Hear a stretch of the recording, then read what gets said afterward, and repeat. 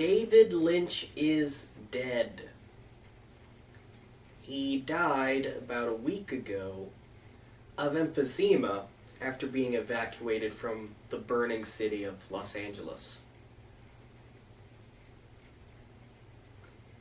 There's a sort of weird coincidence I didn't think of there previously, of how a man so imminently tied with Hollywood and his rejection of its norms and conventions, and yet simultaneously spent so much of his life there and pursuing art there, passed away at almost the exact same time as a great cataclysm that forced him from it. It's a sort of mythic quality that I feel goes unrecognized in life. It's a strange thought. I didn't think how truly almost out of a fairy tale that sounds to say. But David Lynch is dead. I have only seen, so far, debatably two of his films. The first episode of Twin Peaks and Blue Velvet. I enjoyed both of those very much for different reasons, and I've read and seen many things of him talking and expressing his artistic view, his artistic view and his approach to other art forms such as painting and sculpture. And many people are very sad that he has passed away at this time. Jimmy Carter has died. He was 100.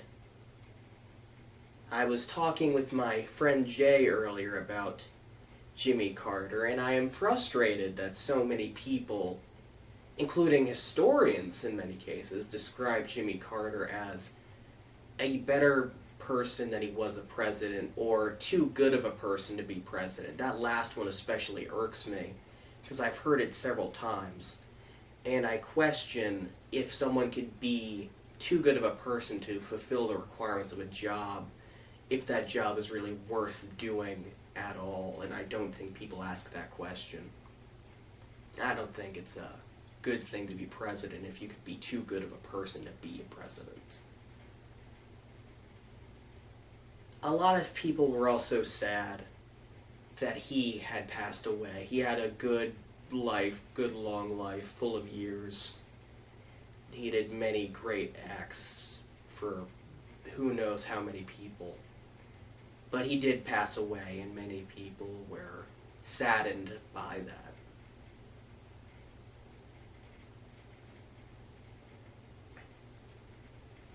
The inauguration occurred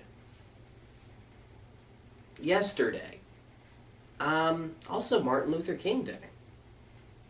I forget these things often. Many people I know and love feel at this moment very afraid, very angry, but mostly afraid, scared, confused, and there's no reason for them not to feel that way. And it frustrates me to see so many people that I care about scared and angry, particularly since there is not much I can do in any direct or meaningful way to help them overcome that. And that also makes me sad. This year, I made it something of a resolution to create more art. I want to be more creative. Art is a sort of word I would put in quotation marks, because, well, calling anything I do art might be, by some definitions, a bit of a stretch. But I do want to make more creative things, kind of in the vein of like how Lynch did everything. So too I want to try my hand at more things than I have ever attempted before. And part of that is just my own entertainment and my own education. in just learning things. But another part of it is people in my life seem to enjoy the things I make, the slightly off the wall weird things I do. And when I did the weather reports and other things, people on YouTube seem to enjoy it as well. So I think I would like to pick it up again at this point. One of David Lynch's most significant influences was Diane Arbus.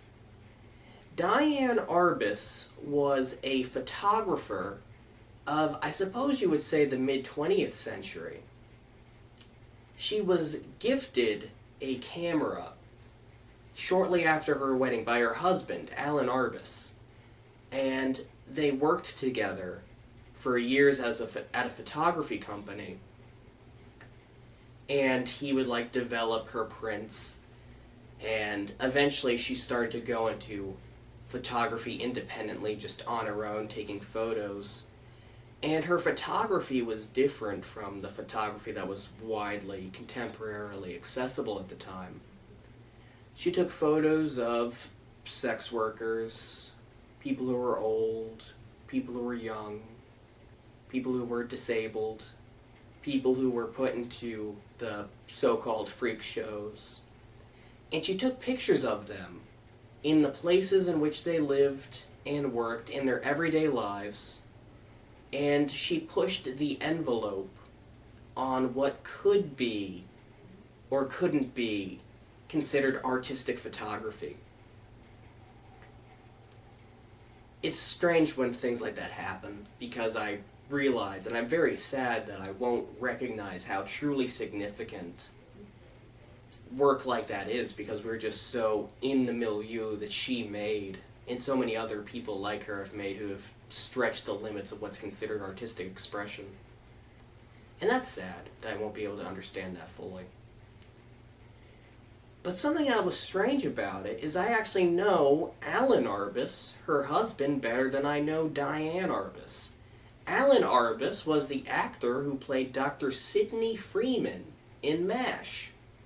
And Dr. Sidney Freeman is far more of a role model and influence on my life than he really should be for any person my age.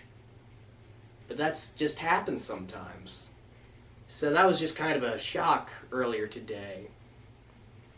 And something I was thinking about when I was thinking about the death of David Lynch, or Diane Arbus and her photography and her own untimely demise, is there was a moment when it all came into motion. Diane was given her first camera by Alan. David Lynch saw his friend's father painting and realized that you could paint artistically for a living. And moments like that are fascinating to me, because could you ever really know what was coming would happen? Could you ever begin to imagine all that would come after? How the world would shift and change as a result of this moment. And there's moments like that in everyone's lives. There was a book I read as a child about mathematics entitled Go Figure. And I do wonder if I could have gone back, would I have understood the magnitude of that book being in the library at that time, I think in 4th grade, and the path it would set me on? I'm here in grad school now for mathematics. So, it's kind of a big deal. But could you have ever known that a priori? I don't know. The thrust of this video is this. I was talking to my friend Wyatt and Jay, both my friends, both good people. I like their company a great deal. But I was talking to my friend Wyatt recently, and he asked me a question about dimensions. In particular, asked me about, what would the 4th dimension look like in, physical space. And I went to some length explaining it. That's not the important thing. The important thing is it got me thinking about space and time. And I talked to him about how we can consider time as a physical dimension, much in the way we consider like the three spatial dimensions, but there's weird oddities to it where like time sometimes doesn't make a ton of sense as a dimension. And when I thought about the moment where Diane Arbus got that camera, or any of the other like pivotal moments in people's lives, I thought about Minkowski space-time.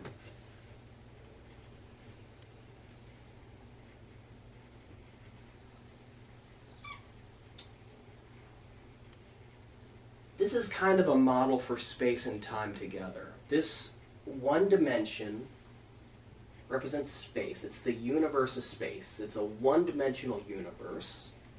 And this is the time dimension.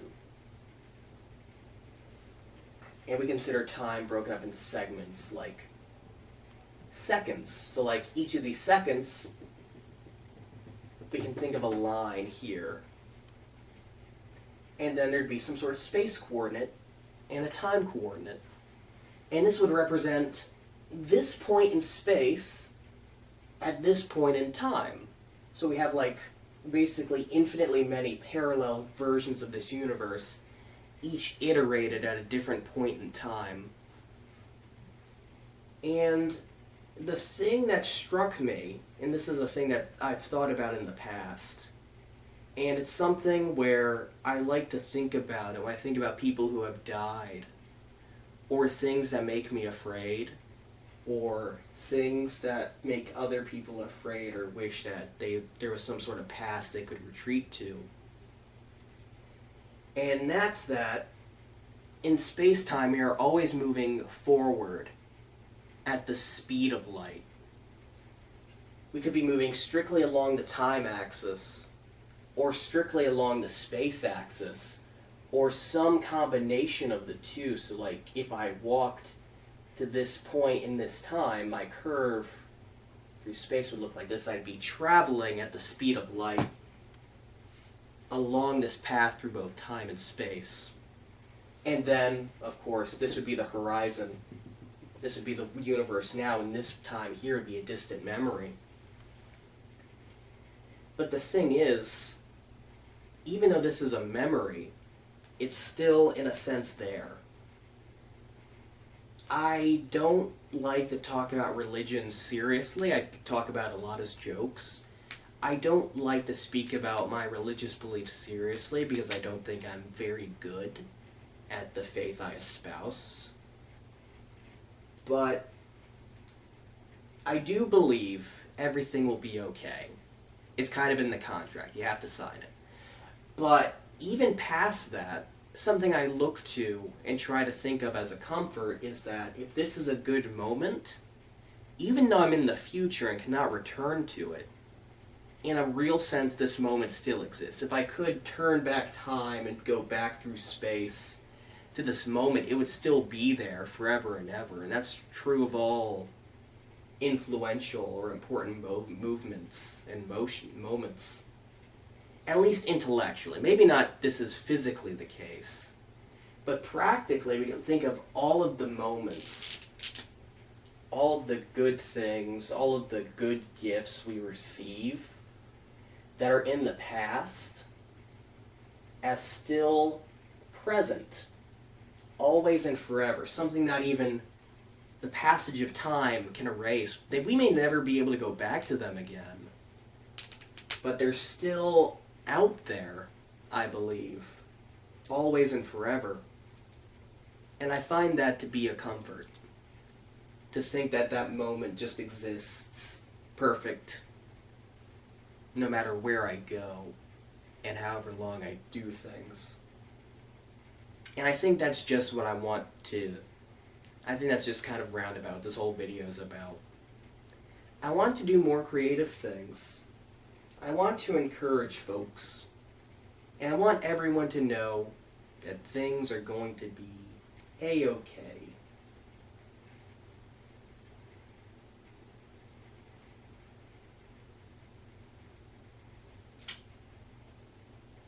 Kind of left off on a Mr. Rogers note there, huh?